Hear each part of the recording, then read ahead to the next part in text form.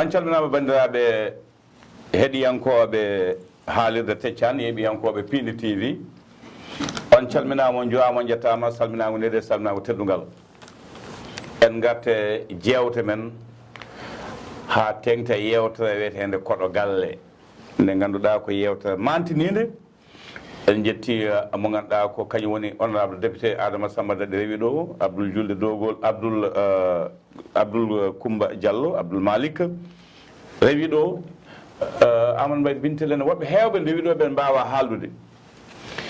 hannde eɗen gonde banndiraaɗo sehil musidɗo biyeteɗo ɗaahaa caam ɗaahaa caam mo ngaamtuɗon nande ɗum e ndeer kaalirde gila nde ngendiyankoore dowla Sénégal to maadame kagulaade kaggude ɓoye kayde kaygu bane bantiŋeeje haa yetti haalirde men Dumga FM to tabalde communication Ousmane Makali salminaama jowaama yettaama haa yettade haalirde Teccane alet kala e yewtere makko fayidinde e wiyetende mbaandi wonaa gooto jeyi en jetti Siley Coyel Fall gorko mo koylel ma en mbadde makko jeer sala lamɗo jaɓi ɗaahaa noon ko koɗo galle kono kadi ko koɗɗo galle ma on keɓɗo jewte makko belɗe pawidinde pindinooje so Allah lamɗo jaɓi ɗaahaa calminaa banndiraaɓe ade men naade mundi mundi yewtere nde alhamdulillahi rabbil alamin sagal jettude Allah julde mawlana Muhammadou Rasulullahi sallallahu taala alayhi wa sallam bajju aminata ɓurnaɗo windere gooto e ɓuri siyankoɓe bandiraɓe funnague e hirnague e rawa e worgo debbo e gorko suka e mawɗo bambeteɗo e bambowo on mbiyama jaam hiire mum jaam ñalle mum jaam wiyete mum kono mbaale jaam addimi wadde dani Abou Hafsatou ko ni aduna o lelori won wonɓe jamma won wonɓe ñalawma won wonɓe nangue hoore kamɓe fof ɓe calminama salminago l'islam mbiɓe assalamu aleykum rahmatullahi taala wa barakatuhu ɓe yetti kadi technicien ji men équipe technique o waɗɓe fayida no feewi ha leeɓe waɗɓe fayida laaɓideedi wallahi en calminiɓe en juurimamaɓe en dolimamaɓe en ñaguimamaɓe en yaafuya en calmini dendagal bandiraɓe Allah jaabu jaabu ɗum noon jettiɓe gardagol Samba Diop wondude nde Fatou Mansalli wondude Moussa e Khalil e yaadiɓe maɓɓe kala so wiyama ɗaahaa caam holto jeeya holno mbiyata bandiraɓe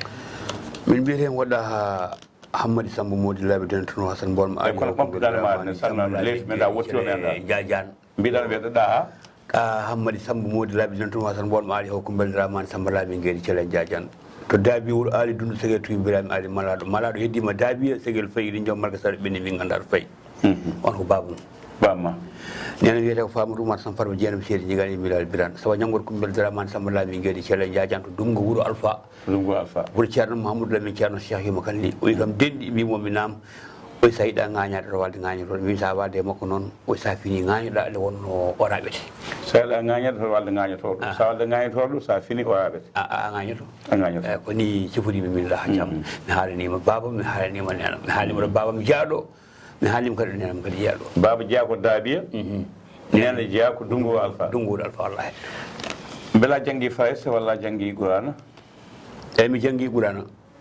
ha holtoon mi janggui Qur'ana mi woɗɗini hen no fewi kono noon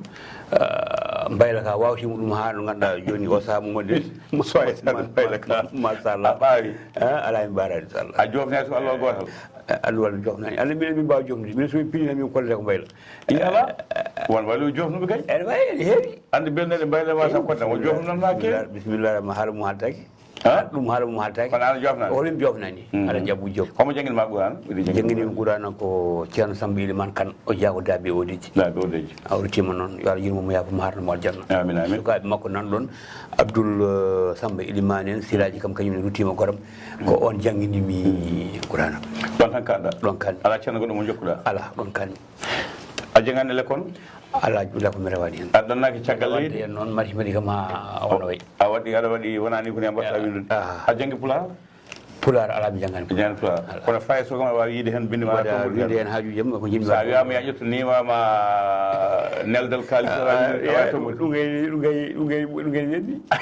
ande mbaddumi hewaji goto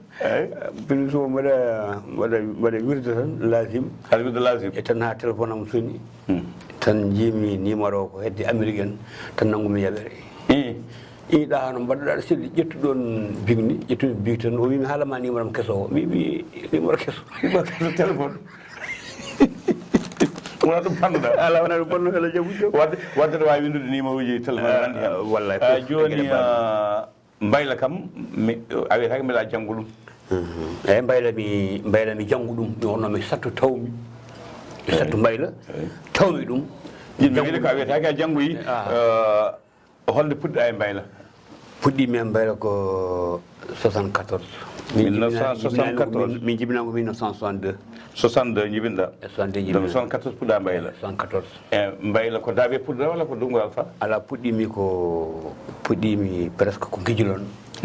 to kawam goɗo wiye boɗo tokosil e mawno goɗɗo wiyeno Samba Oumar Thiam eyyi nde ummimi toon noon garmi ɗo e Dakar kono ɗo mi ɓoyani ɗo paami ko Diourbel mi ɓoyi to waɗi noon duuɓi nogaji Diourbel toon janggo mbeyla yanka an dammel ma hoɗo ne goɗɗirani minen de min goɗɗirani nde gommiɗa guiji ɗon garɗa Dakar waɗi ɗo mbayla walla waɗani mi waɗi ɗo mbayla seeɗa mbaylamen ɗo laami mbo en calmini Djiby Mbow e Ablaye Sy mbayla mbo e laam ma jaa toon so Allah lamɗo jaaɓi so Allah jaaɓi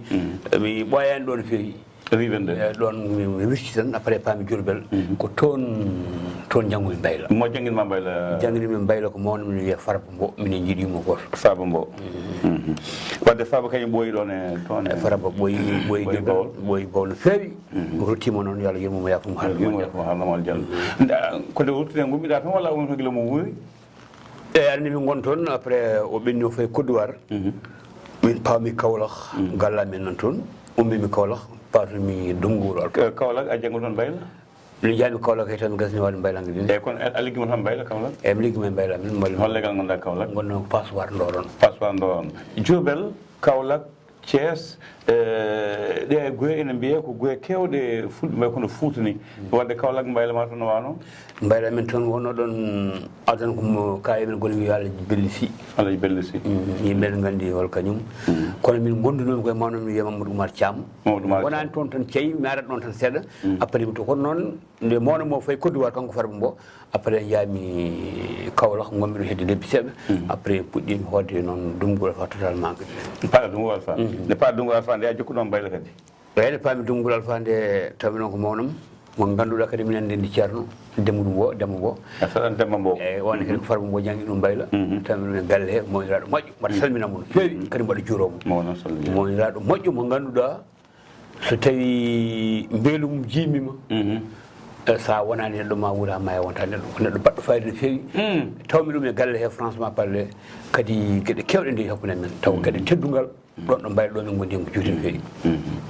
ɗaahaa mbayla mbelema muɗum e caɗele muɗum beele meeɗani ƴetta kanŋeji kewɗe ñande juulde yimɓeɓe daga ha heewa jiɗa juuldude saaha pummelgal nden nde guila e longlong en guila e kobuji en donka gaynidde adda caɗele seeɗa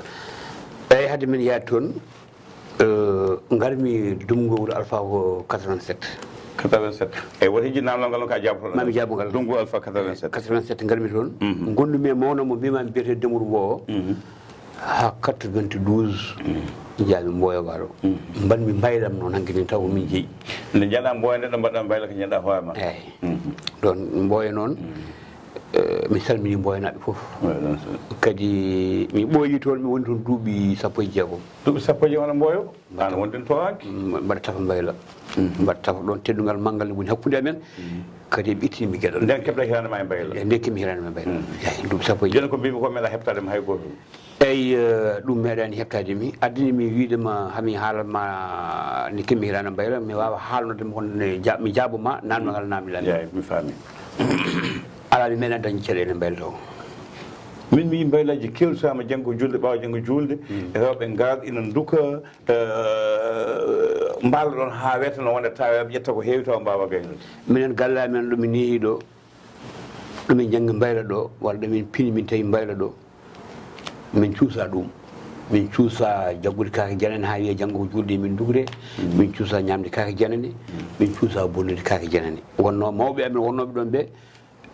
nehani min ɗum min tawani ɓe mbaɗa ɗum noon tagui moni amen fof ene rento wadde ɗum nde wono sa tawi jinnama wonko mbaɗani so tawi a waɗi koɓe mbaɗani ko noon sa renaki a waɗi detoni ma jibinande ma min ko gonmi e mbayla ko ha ɗo ɗo joɗɗin mi suwa dañde caɗele e mbayla to mbayla ñaami kake jananen wosima kanŋe en ittigal watti koye meɗen nanggamen mi suusa ɗum a suusa ɗum ala woni komi tawani mi sattani ɗum mi tawani ɗum ande ka sattani a tawani a suusara e ko noon neɗɗo arta ar wonɓe ganduɗa tawani cettani ɗum aduna belɗo naata e mumen yidde gurdam kesam dañde auto ji en dañde galle joni joni ittude tuuji joni joni nannoɗo ɓen hen ne waɗan sahaji eyyi ɗum ne waɗa ɗum ne kadi kono jibiniraɗa ni eno nehireɗa ni minen min jibiniraka noon min nehiraka noon minen min jibina koye jinnaɓe men ɓe kala koɓe kalde client maɓe ko ɗum ɓe mbaɗata kala ko client maɓe tottiɓe ko ɗum ɓe tottitta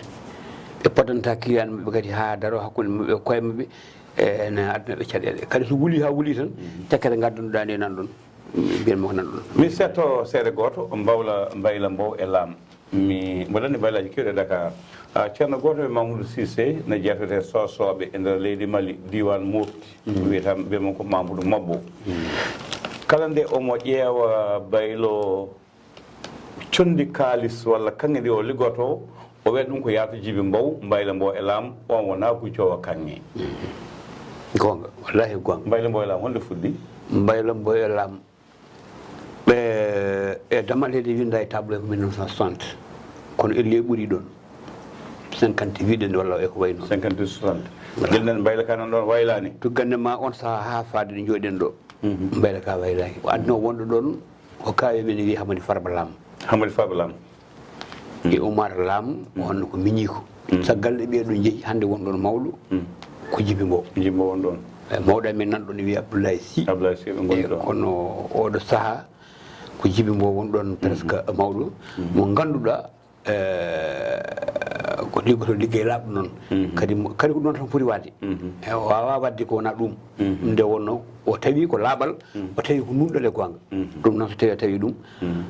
koyen tan mbawata yaɓɓude sa yiɗa bonirede heɗiyankoɓe haalirte Thian yeeɓiyankoɓe Piindi TV yewtere men koɗo galle ko bama bonnani jamde woni ɗaahaa caam on keɗima ko haali ko to banggue baba ko daawi odeji so banggue yimo ko Dongu Alpha ɗaahaa caggal muɗum yimɓeɓe nattidema e mbayla walla jiima seeɗa jalta battinandema e kaalirɗe aɗa téléphone aɗa yaa holno nattiɗa e radio eyyi ene wawi ɓe nana haalama tan e radio kala saha kono mi meeɗa yettude mbayla hay ko fotino virgule eyyi wadde holde naata puɗɗanade eyyi toon payen mami ko fotino virgule min mi yaltani ɗum mbayla kala ɗo jiiɗami ko mbayla ngolmi nde wonno so jubbol lammanima sa yeehi jeere oto hejinna ba min ko auditeur gonnomi auditeur radio radio Saint-Louis auditeur radio Saint-Louis gonnoɗa Oulel Dane Mayo Oulel Dane Mayo bisimilla toon gonnomi mbaɗa nodda aɗa nodda aɗa ɓeyda jewteɗa haala pulareji eyyi ne wiya on wawi noddude kono soko wawi haalde voilà rewi ha timtimol timtimol wosoki timtimol noon Matam timtol Matam wonno ko Matam udditi jaami toon ɗon puɗɗiɗa koye timno puɗɗa ɗon timtimol puɗɗimi nanngude micro mbima assalamu aleykum moɗon hol émission puɗɗoɗa émission o wiyete ko cibi eyyi cibi jam jam eyyi voilà cibi jam jam ko haalata de eyyi cibi haalata ko unu eyyi aɗa andi unu tugunde e voilà damgue tugunde dañe ɗon heewi fayde heewi kadi wadde fayde no foti duuɓi mbaɗɗa timtimol mi waɗi toon hedde duuɓi nayyi en duuɓi nayyi caggal timtimol hoto jaaɗa caggal timtimol mi haalante no gummorimi toon ɓaɗa ka namde ɗumen hono gummoɗa toon Dawoudou Guissy men jokkodiri um woni radio Ndar Dawoudou Guissy woni directeur radio Ndar nden ala wona directeur nden mo radio Ndar il temps wiye Doro Ndiaye ɓeɓe wiye Doro Ndiaye wonno directeur wiye Doro Ndiaye mo guuyki wonno voilà kanko ko koye radio tan woni omo jogui émission ngaji makko ɗi waɗata ko way noon omo jogui noon yewtere ne wiye kalden nandiren on saaha moni fof ne heppa ko yimɓe gottoto ha jara ata mbawa wadde hen émission mbaɗa nodde hen no fewi haɓe mbatti wiide yimɓe sakkiri noddude eyyi o radio Matam RTS Matam udditi on ma directeur on saaha mbaɗa mboyo mbaɗa tafa téléphone mi kam ɗaahaa caam mbimomi naam oy mi nomama directeur radio Matam te ala mo jinmi liggudade sowona an nden tawi wona timtimol nden taw mbaɗa timtimol eyyi mbimomi Dawde kam noon mbimi noon ka sehlam ka mawnam ka pasam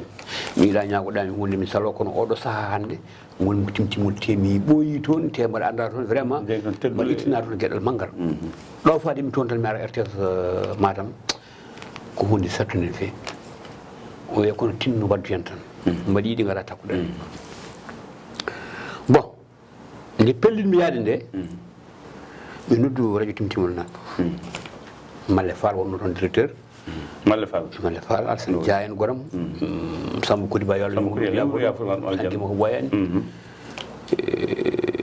adi won toon ko Seydou Sow to hade Malle Fall ko Seydou Sow adi won toon min jamanu gommi toon de mi wonde Seydou Sow ha ɓosira Malle Fall ari ɗon noddu bimɓe ko jamɓulo woni hakkude men e teddungal e aadi mi kono min oɗo saaha joni Dawoudou Guissé noddi kam ene nomma directeur radio RTS Matam en yiiɗi min gollodo ɗo noon mi ala ɗo probléme mi haɓa kam woldidaka jinmi ko wayna ɗon e teddugal mi yaha en mbi ala a yahata mbima ha mi yahat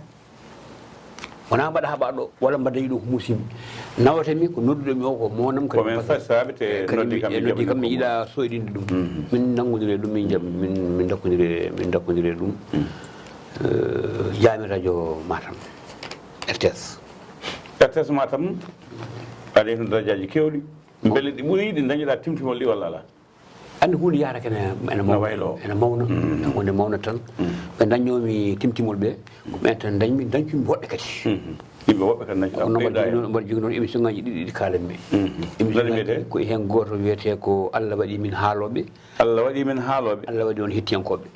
hettiyankoɓe on ko alarba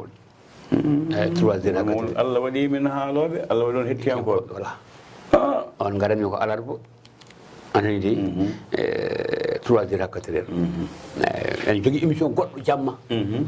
wiyete ko hayatu ko Dawoudou Guissé watta ɗum hayatu kono on de ko on ko belemma on noon ko minen mbaddata ɗum min Dawoudou Guissé anda mbaɗata ɗum ha ɓoy seeɗa Mamadou Dawoyi ari mabo almami hunare ari yante amen hunde nde weeli inchallah moni fof ne heppa ko jamma arata a jarama saaha o ene yahadataki Piindi TV haalirde teccano hono jaaɗo radio Dumgo FM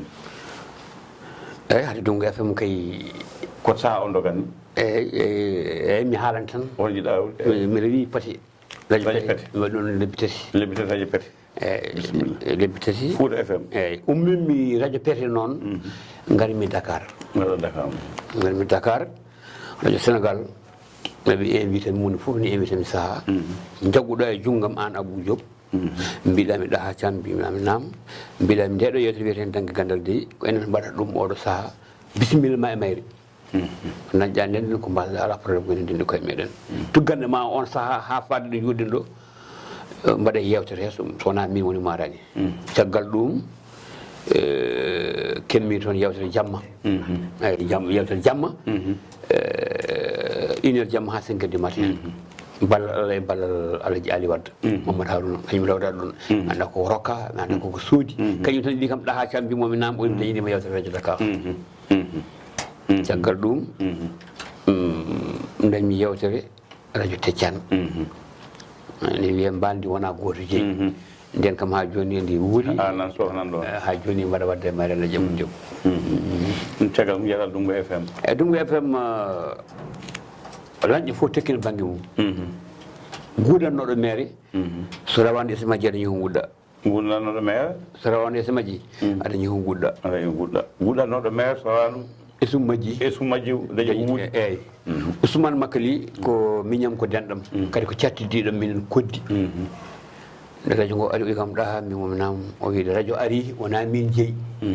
wona an jeeyi ko aduna o fof kono bisimilla ma e radio he ɓettinimi hen gueɗal ha timmi gommi toon nde radio ngo uditi gommi toon hitande gartumi gayi gontumi ga Dumuna kadi duttimi toon gommi toon duuɓi ɗiɗi joni noon mi artimi waɗumi ɗo